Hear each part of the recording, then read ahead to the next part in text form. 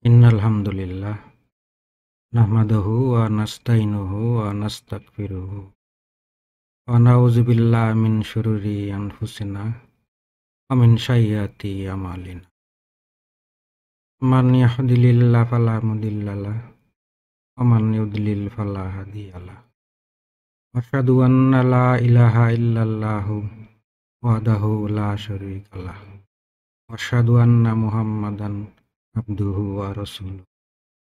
A'udzu billahi minasy syaithanir rajim. Bismillahirrahmanirrahim.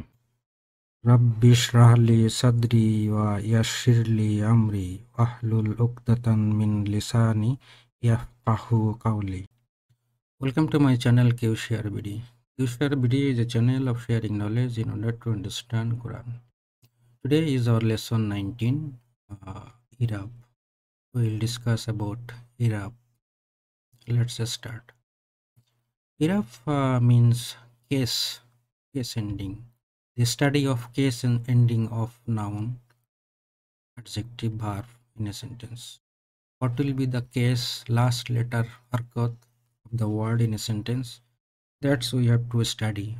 That is called Iraab. And nothing difficult. We have learned many Iraab already. So I will summarize all the rules of case ending here. Iraab means case ending. There are few categories of Iraab, like the Iraab of nominative case, the state of Rafa. When will be the state of Rafa of the word? And this is you know that state of Rafa means the Dhamma at the last letter, singular in case of singular number, but dual and plural that I'm not indicating here to make it simple. And for example, al baitu or kitabun Muhammadun. This is single dhamma, this is double dhamma. This is called the nominative case. Our learning is that when the word will take the nominative case. And for the second one is accusative case, on the state of nasab.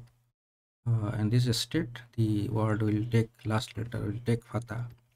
Like baban means door, musliman, muslim, and al-kitabah, the book.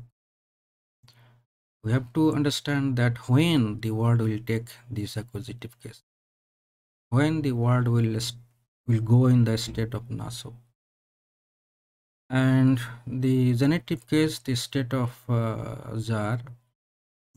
In this state, the word will take kasra at the last letter, like baiti, razulin, at talibi, the student.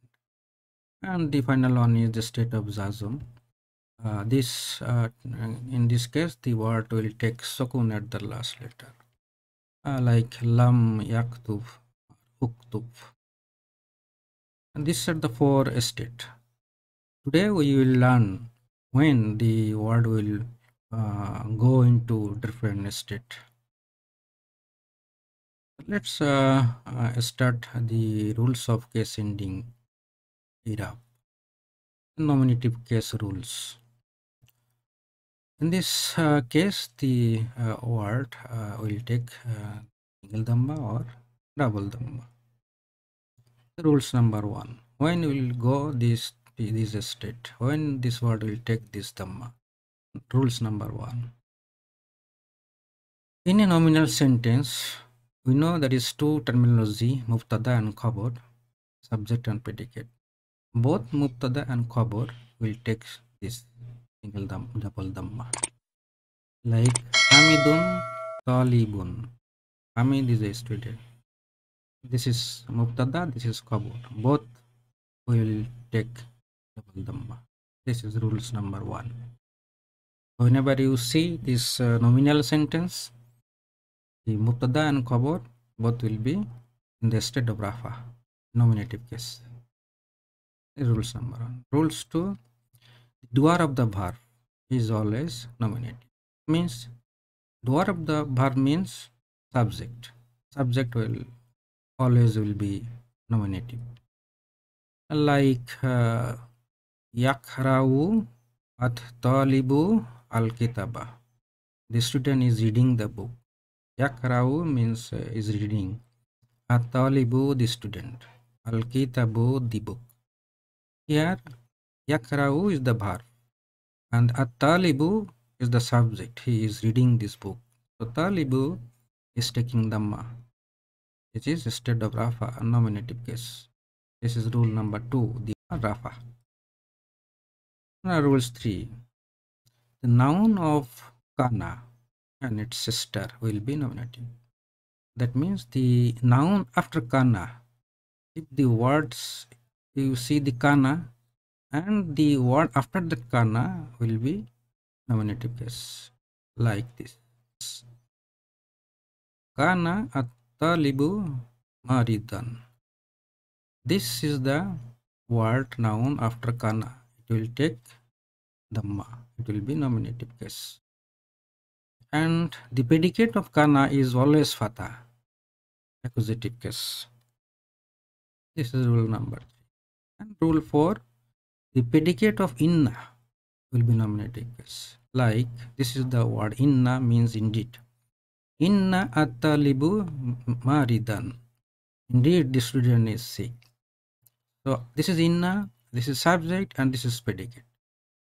So this predicate will be nominative case, will take dhamma. So kana, the subject will be nominative, and inna, the object will be nominative. And the inna, the subject will be accusative, fatah. The kana and inna rules is opposite. Now let's see the rules of accusative case. This case will take fatah, single or double fatah. And the rules number 1, the object of verbal sentence will be accusative case. Means the last letter will be fatah. Like this. Yaqra'u at-talibu al-kitaba. The student is reading the book. What is the subject? At-talibu. And this is the verb yaqra'u. And this is the object al-kitabu. The object will take fatah, accusative case. This is rule number 1. The object of verbal sentence will be accusative case, or will fatah, nasab, in the state of nasab. Rules number 2. The noun of inna and its sister will be accusative case, like this. Inna at-taliba maridan tun. And rules 3, the predicate of kana that we have already discussed in the case of nominative. The predicate of kana and its sister will be accusative. This is the kana and this is the predicate. It will be fatah. Fatah means accusative case or a state of nasab. The student was sick. And number 4 rules for accusative case. The noun after questioning word. Kam. Kam mean how many or how much.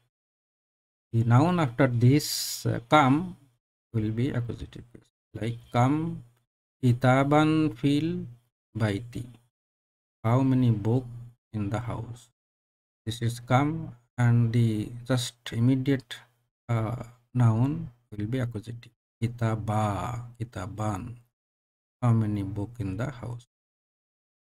Oh, this is the 4 rules of accusative case. Now the genitive case.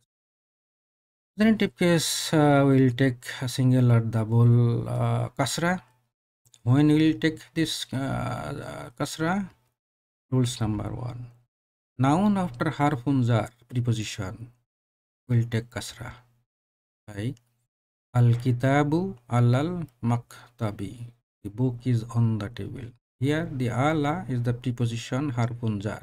After this, just after this ala, the word will take kasra. Al-kitabi. Rules number 2. When noun used as a possessor, then that noun is called mudaf ilahi, and mudaf ilahi will take kasra. It is last letter that we have already learned in our last lesson. Like al-kitabu hamidin, the book of Hamid. Here the al-kitabu is the things possessed by Hamid, It is called mudaf, and Hamid is the possessor. It is called mudaf ilahi. So mudaf ilahi always take kasra. Mudaf ilahi always genitive case, kasra or state of jar. These are the two rules for genitive case. Now you will see some other rules of idafa.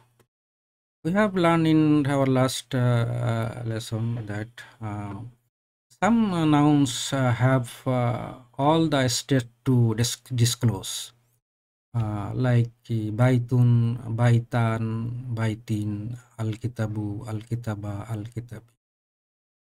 This type of noun is called tiptot or fully flexible word. But some noun cannot disclose all these three states. It can sometimes disclose a single state or only two states. That type of nouns is called diptots or partly flexible noun. All sound masculine plurals and duals are diptots that we have learned already. Like this Muslimuna is the nominative case, and Muslimina is the accusative case, Muslimina is the genitive case. This is all are plural. This is the accusative and this is the genitive. Both the cases the same marker. It discloses the same marker, Muslimina, Muslimina. This is plural in genitive. This is plural in accusative. That's why all sound masculine plural also in dual are diptots words. Disclose only two states. These are the diptots because it discloses three states: mu, ma, mi, moon, man, mean. But here the dual plural is showing disclosing only two states. All sound feminine dual and plural also diptot. It can take atun or atin, but it cannot take atan to make it plural. And we have already learned. I am not discussing details about this. Like in nominative case, al mudarri satu or mudarri satun. This is for nominative case. And for accusative, al mudarrasati or mudarrasatin. And for genitive, it will be same as accusative, al mudarrasati or mudarrasatin. The accusative or genitive case is same. So that's why it is called diptots. For more details about the flexibility of a noun, I request you to watch this lesson 4, concept 4, because we have discussed details about the flexibility of nouns. This is the end of lesson 19. Thank you for watching.